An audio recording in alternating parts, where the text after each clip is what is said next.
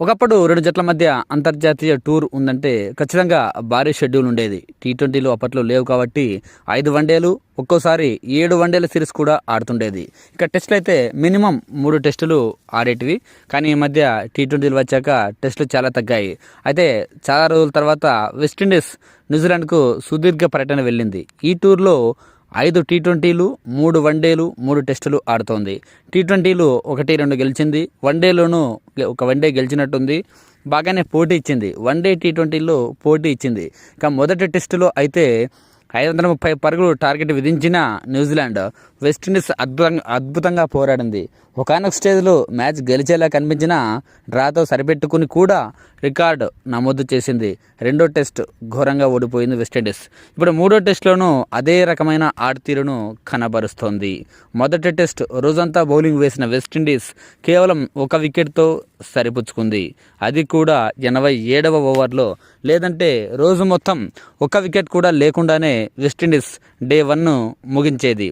Toss గెలిచిన New Zealand first batting తీసుకుంది. ఆ జట్టు ఓపెనర్లు లెథమ్ అండ్ కాన్వే ఇన్నింగ్స్ను మొదట్లో స్లోగా స్టార్ట్ చేశారు. మొదటి 20 ఓవర్లలో కనీసం 60 పరుగులు కూడా లేవు. కానీ ఆ తర్వాత స్టెప్ బై స్టెప్ రన్స్ను కంటిన్యూ చేస్తూ మొదటి రోజే మూడో టెస్టుపై పూర్తిగా పట్టబిగించేసింది. ఇక ఇప్పటికే 334 పరుగులు చేసింది డే 1. అట్లీస్ట్ రేపు ఒక సెషన్ బ్యాటింగ్ చేసినా ఈజీగా 500 కొట్టేస్తుంది. అందులో నో డౌట్. మొదటి రోజు ఆట ముగిసే సమయానికి న్యూజిలాండ్ 1 వికెట్ మాత్రమే కోల్పోయి 334 పరుగులు చేసింది.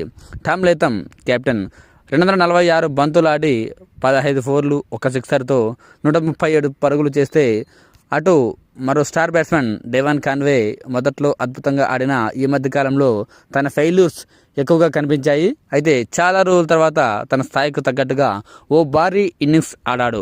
279 బంతులను ఫేస్ చేసి 178 పరుగులు చేశాడు డెవాన్ కాన్వే.